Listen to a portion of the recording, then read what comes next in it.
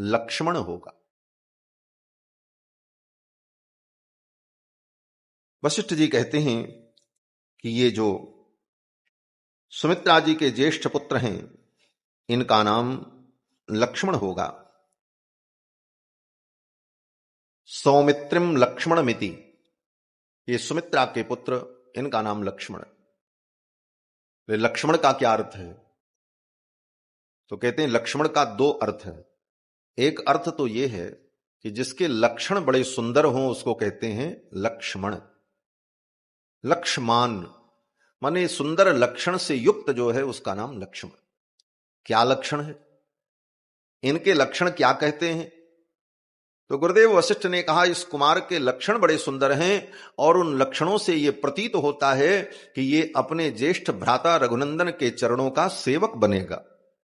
लक्षण धाम राम प्रिय सकल जगत आधार, गुरु वशिष्ठ तेहि राखा लक्ष्मण नाम उदार। इनके लक्षण बड़े अच्छे, इनके लक्षण बड़े अच्छे। लक्ष्मणो लक्ष्मी संपन्न, और दूसरा अर्थ बोले जो लक्ष्मी संपन्न है, लक्ष्मणों लक्ष्मी संपन्न। बोले कौन सी लक्ष्मी इनके पास है?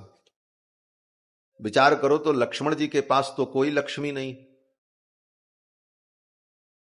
राम जी अयोध्या के राजा, भरत जी युवराज, शत्रुघ्न जी मथुरा के राजा बने, लेकिन लक्ष्मण जी बोले लक्ष्मण जी कहीं के राजा नहीं बने। और राजा तो छोड़ दो, राजा के अतिरिक्त भी बड़े बड़े पद होते हैं, सेनापति का पद, महामंत्री का पद। लक्ष्मण जी ने कोई पद नहीं लिया, न सेनापति का पद, न महामंत्री का पद, न कोई राजा का पद। फिर भी वाल्मीकि जी कहते हैं लक्ष्मण जी कौन है? बोले लक्ष्मी संपन्न है। लक्ष्मणो लक्ष्मी संपन्न, ये लक्ष्मी संपन्न है।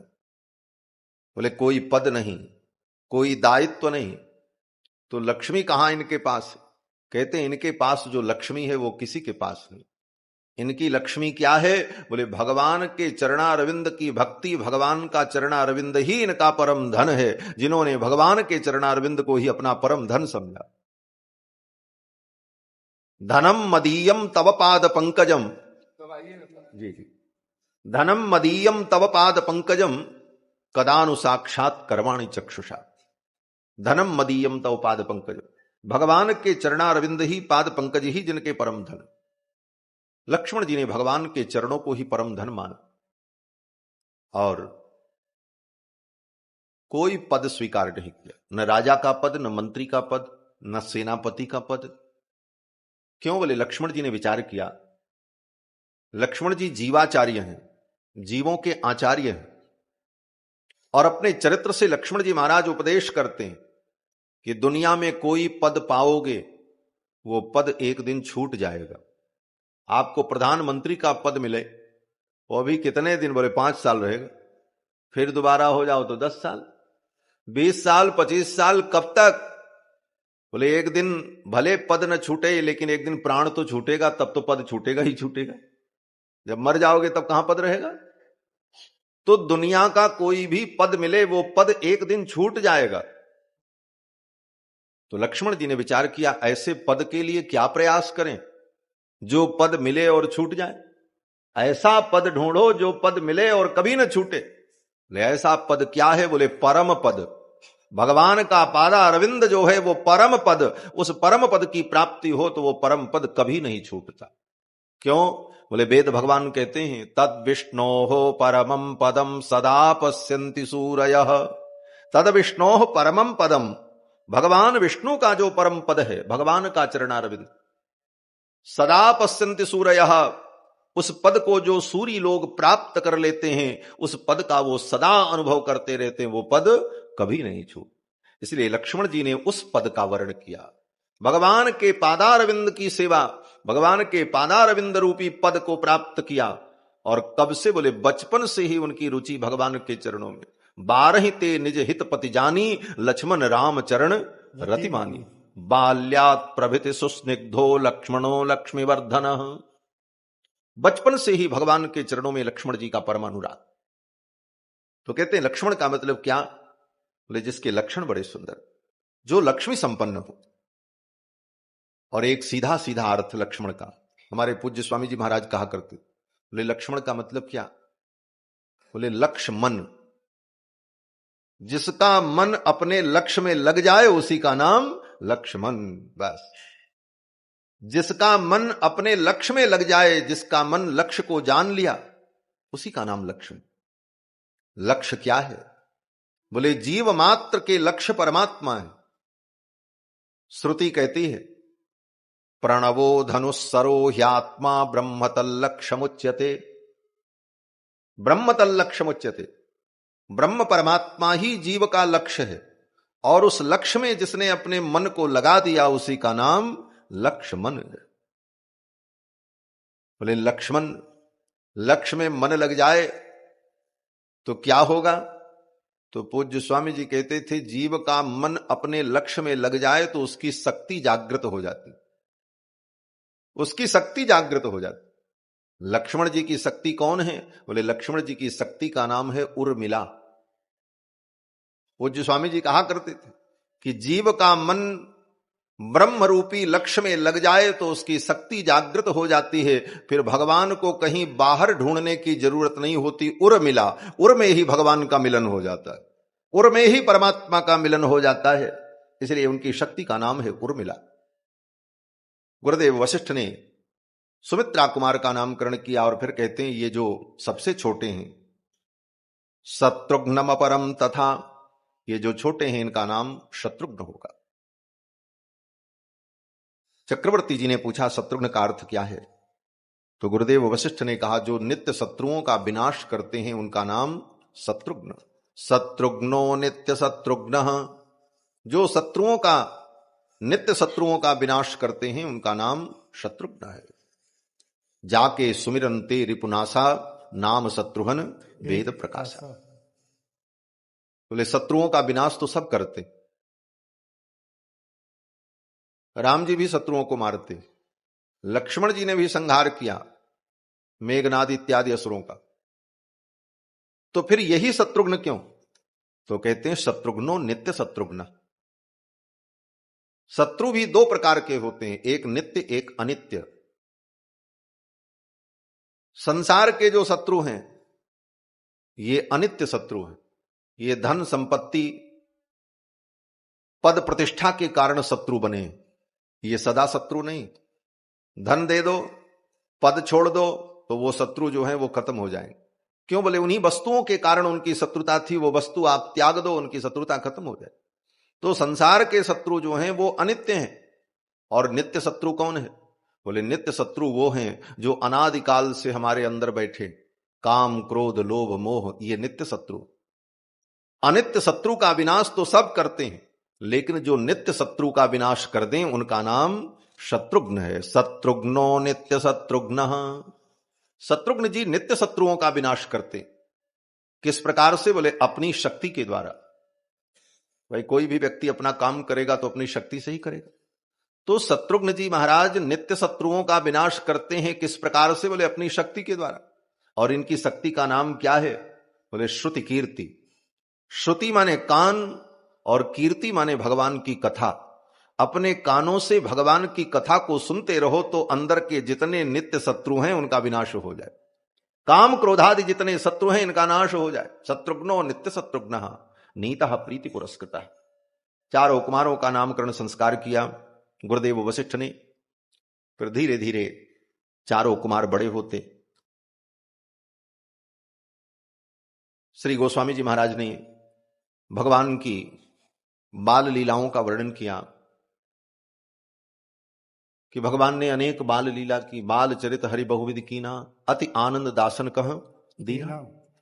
लेकिन वाल्मीकि जी ने भगवान के किसी भी बाल चरित्र का वर्णन नहीं किया। क्यों?